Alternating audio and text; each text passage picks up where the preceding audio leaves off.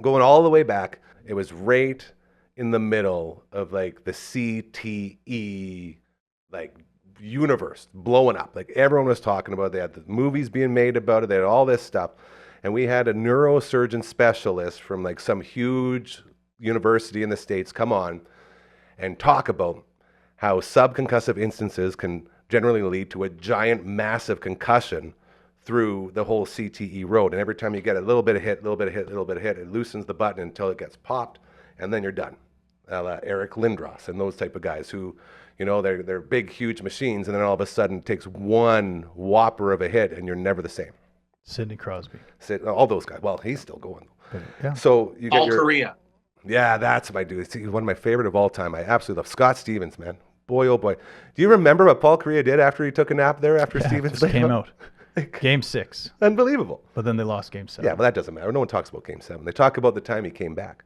Yeah. So with those things in mind and learning about how it's not just the actual concussion that gets you, most of the time it's all the more minor head instances that lead to crazy, massive, full-blown concussions over time. So like you say, as much as it takes time to take all this out of the game, it's the same with the brain in that if you keep doing that enough while you're playing, you're going to end up going down that road. And that was one of the biggest takeaways I had from that sort of era where that was all we talked about for almost a year.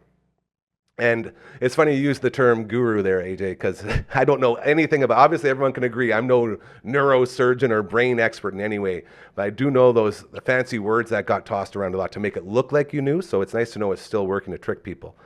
My biggest takeaway with the hockey stuff is over and over again, we've had everybody on the outside say, this is barbaric. This needs to be taken out of the game. How dare people still play the game like this? Why are you guys doing this? We need to start signing petitions. We need to start showing them with our wallets that we do not want to see this.